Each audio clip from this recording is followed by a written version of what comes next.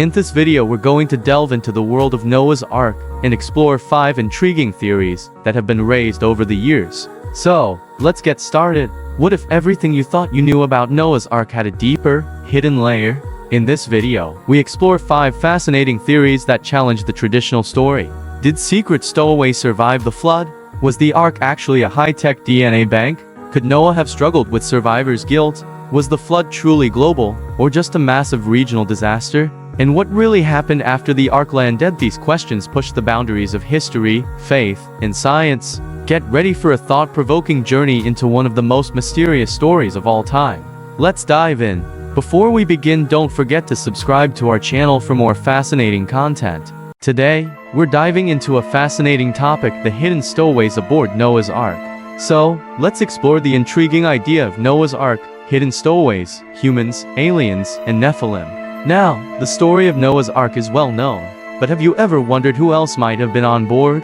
The Bible mentions that Noah took his family, 7 pairs of each clean animal, and 1 pair of each unclean animal, but what about the other creatures? Some people believe that Noah's Ark might have been a haven for extraterrestrials, or even a way for humans to meet and interact with aliens. Others suggest that the Ark could have been a sanctuary for Nephilim, a race of beings mentioned in the Bible. So, what do you think? Was Noah's Ark a secret meeting place for humans and aliens, or a refuge for Nephilim? Share your thoughts in the comments below. Remember, the beauty of exploring these ideas is in the discussion and the exchange of perspectives. Let's keep the conversation respectful and open-minded. Before we begin to tell of this theory, don't forget to subscribe to help us grow our channel. Did Noah's Ark have stowaways, and did the hidden survive? The story of Noah's Ark is one of the most well-known tales in the Bible. God warns Noah of an impending flood, instructing him to build a massive ark and bring aboard his family and pairs of every kind of animal to repopulate the earth. It's a story of faith, obedience, and divine justice. But what if there's more to it than we've been told? Could there have been stowaways, people or beings who weren't supposed to be on the ark, but found a way to survive? It might sound like something out of a conspiracy theory, but when you start looking at the details, the idea becomes strangely compelling. First, let's talk about the Nephilim. These mysterious beings are mentioned in Genesis as the offspring of fallen angels and human women. They were said to be giants and men of great renown, but the flood was meant to wipe them out along with humanity's wickedness. Yet, curiously, Nephilim appear again in the Bible after the flood. How did they survive? Some believe that one of Noah's family members carried Nephilim blood, while others suggest that a few Nephilim found a way onto the ark, hiding among the animals or slipping aboard in the chaos. If that's the case, then the flood didn't fully accomplish its goal. Don't forget to subscribe to help our channel grow. Then there's the possibility of human stowaways. Imagine the desperation of those outside the ark as the rain began to fall. Wouldn't some people have tried to sneak aboard, clinging to the sides or hiding among supplies? While the Bible doesn't mention this, it's not impossible. Some scholars and storytellers have speculated that perhaps a few people managed to survive longer than expected. If so, who were they, and what happened to them? Did they live in isolation, eventually rejoining Noah's descendants in secret? Another theory suggests that some survivors might not have been human at all. Many ancient cultures have flood myths similar to Noah's story, each with its own unique twist. Some of these myths speak of gods or supernatural beings who survived by other means, taking refuge in high mountains, transforming into animals, or even escaping underground. Could there have been entities who survived the biblical flood in ways we haven't considered? And if so, what impact did they have on human history after the waters receded? Don't forget to subscribe to help our channel grow. Of course, some argue that the flood was not global but a massive regional disaster, which would explain why other civilizations continued without interruption. If the flood wasn't worldwide, then survivors in other areas wouldn't necessarily be stowaways, but rather people who never encountered the flood at all. This raises the question, was Noah's Ark a symbolic story, or did it truly mark a global reset of humanity? Whether one sees Noah's Ark as a literal event or a powerful allegory, the idea of hidden survivors challenges us to look deeper into the story. Could there have been unexpected passengers aboard, ones who changed history in ways we never imagined? It's a mystery worth exploring. Don't forget to subscribe to help our channel grow. Now we're going to delve into a fascinating theory. What if Noah's Ark had been a DNA bank instead of a wooden ship? Let's explore this intriguing idea together. Imagine this: instead of being a massive wooden ship, Noah's Ark could have been a DNA bank, a place where all the genetic information of every living creature was stored. This concept is certainly thought-provoking, isn't it? Now, let's consider the idea that the Ark was a DNA bank. The Bible tells us that Noah took two of every living creature onto the Ark, which means he was responsible for preserving the genetic diversity of all living things. This could have been a crucial step in the evolution of life on Earth. But what if the Ark had been a DNA bank? Would it have been possible to create new species, or even bring extinct animals back to life? This is where the theory gets really interesting. The Ark could have been a time capsule, preserving the genetic information of animals that were on the brink of extinction. This would have allowed scientists to recreate these species in the future, potentially saving them from extinction. Before we begin to fully explain this theory, don't forget to follow and subscribe to help us grow our channel. Noah's Ark, was it a DNA bank instead of a wooden ship?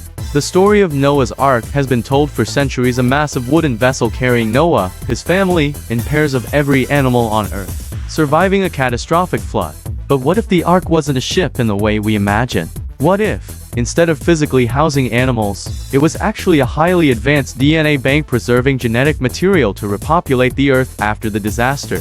It's a wild idea, but one that has gained traction among theorists and researchers looking at the biblical story through a modern, scientific lens. Think about it: gathering two of every living creature onto a single ship presents massive logistical challenges. Even if the Ark was the size the Bible describes, how would Noah and his family care for so many animals? Feeding, cleaning, and maintaining order among thousands of species sounds nearly impossible. Some argue that the story might not be about physically saving animals, but rather about preserving their DNA, similar to the modern-day seed vaults and biobanks scientists use today. If Noah's Ark was actually a sophisticated preservation system, it would solve many of the practical issues people often raise about the story. Don't forget to follow and subscribe to help us grow our channel. Now, this raises a big question: where would such advanced knowledge have come from? Some suggest that Noah may have received divine instruction that went beyond building a simple wooden structure. If God provided blueprints for an ark, could those plans have included something more futuristic than we assume? Ancient texts, including those outside the Bible, often speak of lost knowledge, advanced civilizations, and divine beings imparting wisdom to humans. Could the Ark be an example of this? If Noah stored the genetic material of animals rather than the animals themselves, it would mean he had access to technology far beyond his time.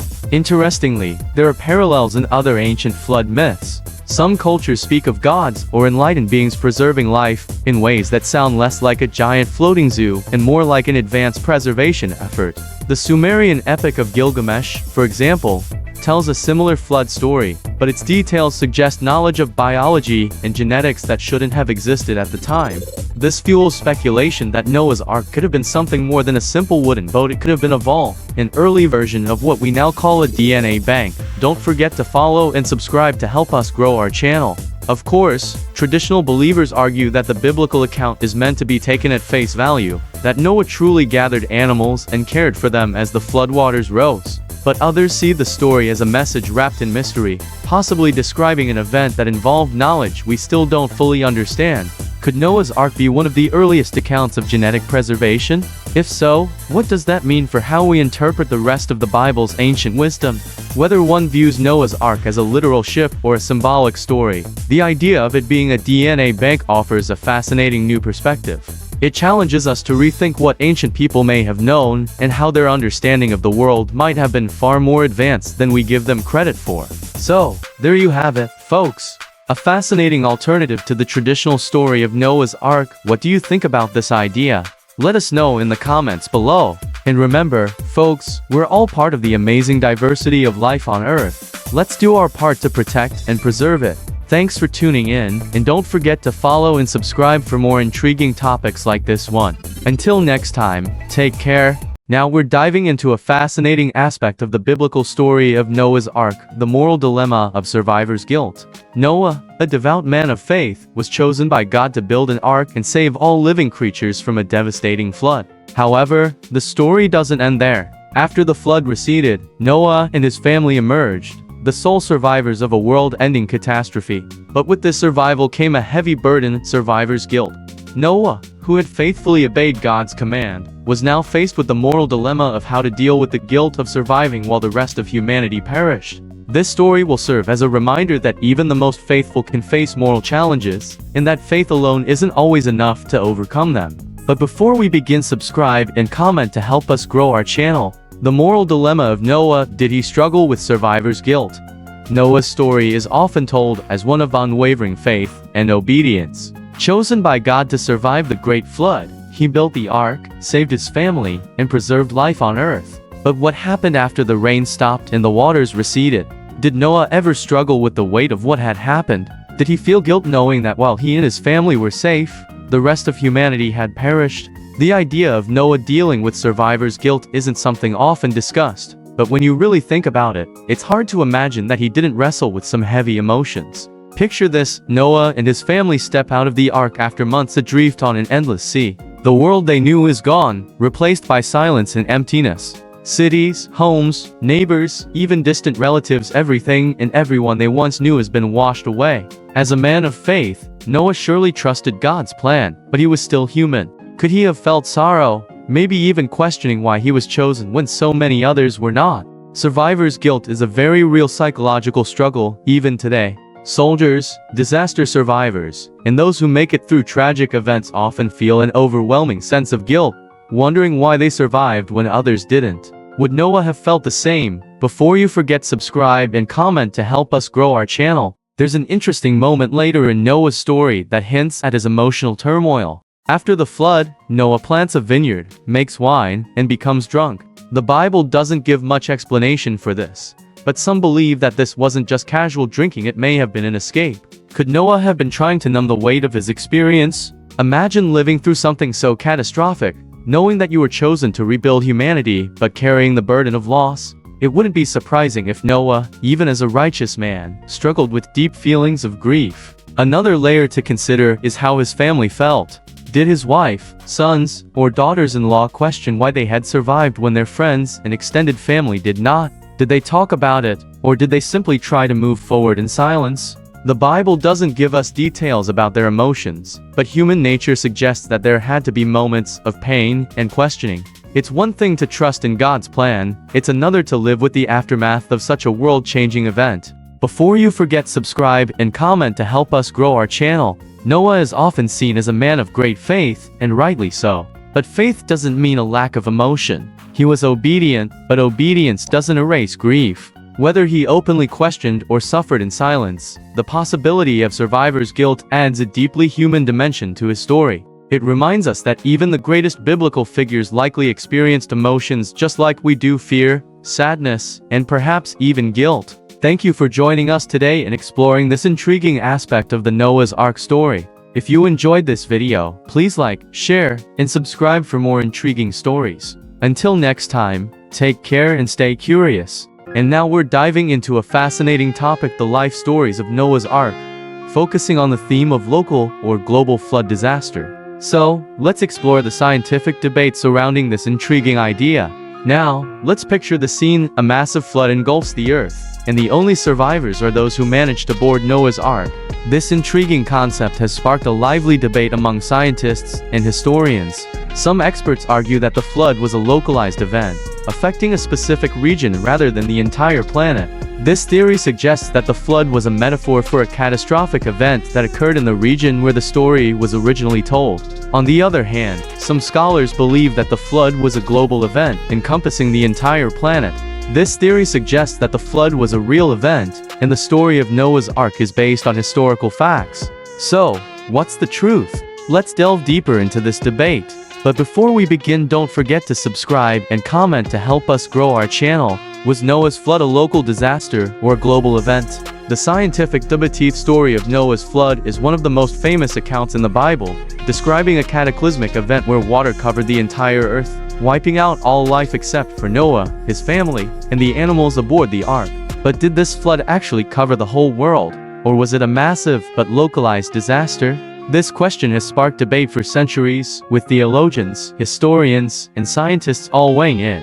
Some argue that it was a literal, worldwide flood, while others believe it was a regional catastrophe that inspired the story we know today.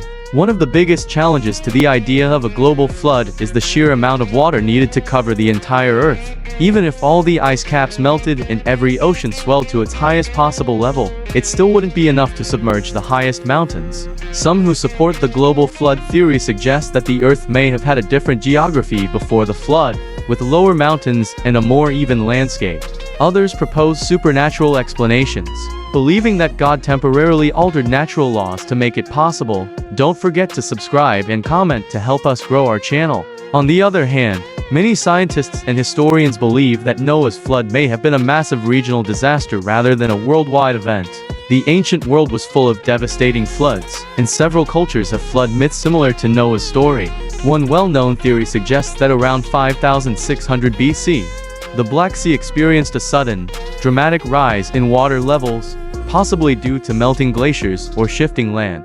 This event would have seemed like the end of the world to the people living there at the time, leading to a legend that eventually became the biblical flood story. Another possibility is that a great flood occurred in the Mesopotamian region, where many early civilizations thrived. The Tigris and Euphrates rivers were known for their unpredictable flooding, and if an exceptionally severe flood struck, it could have wiped out entire cities and seemed like a global event to those who witnessed it. In this case, the story of Noah may have originated as an account of survival from a real disaster that was later passed down and adapted into religious texts. Don't forget to subscribe and comment to help us grow our channel. One of the most fascinating aspects of this debate is how many ancient cultures have flood stories that share common themes. The Sumerian epic of Gilgamesh, written long before the Bible, describes a similar flood and an ark-like vessel. Could these stories all be rooted in a single, massive event, or did different societies experience their own regional floods and create their own explanations?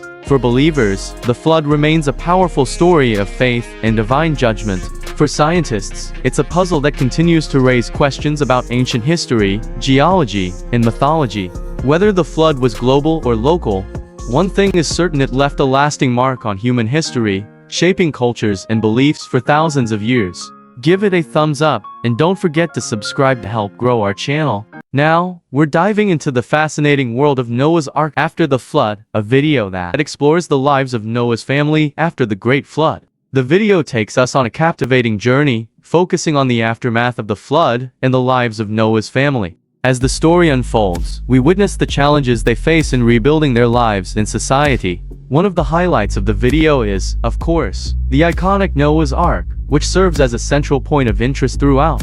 It's fascinating to see how the Ark is used and how it impacts the lives of the family. But the real heart of the story lies in the relationships between the members of Noah's family. We see the bonds that are formed, the struggles they face, and the resilience they show in the face of adversity. Noah's Ark after the flood is a thought-provoking and engaging video that offers a unique perspective on the biblical story of Noah's Ark. But before we begin, don't forget to subscribe to help us grow our channel. What happened after the Ark? The untold story of Noah's family. All know the famous story: Noah builds an ark, gathers his family and the animals, and survives a devastating flood. But what happened after the waters receded? Once the ark came to rest on Mount Ararat and the world began to dry out, Noah and his family faced a completely new reality. Everything they had known was gone, and they were the only humans left to rebuild civilization.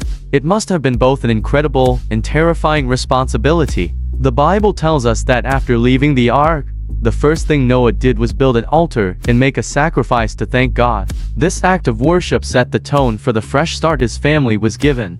God then made a covenant with Noah, promising never to flood the earth again, and placing the rainbow in the sky as a sign of this promise. It was a moment of relief and hope, but it also marked the beginning of a new world, one that would rest entirely on Noah's descendants. Don't forget to subscribe to help us grow our channel. Rebuilding life after the flood wouldn't have been easy. Noah's family had to start from scratch, planting crops, raising animals, and repopulating the earth. His three sons Shem, Ham, and Japheth would go on to become the ancestors of different nations. According to biblical tradition, Shem's descendants became the Semitic peoples, including the Hebrews and Arabs. Japheth's line is believed to have spread into Europe and parts of Asia, while Ham's descendants settled in Africa and the Middle East. Whether taken literally or symbolically, this division of Noah's family helps explain the spread of human civilization across the world. But not everything was peaceful in Noah's post-flood life. One of the most mysterious and often overlooked moments in his story comes after he plants a vineyard, makes wine, and becomes drunk.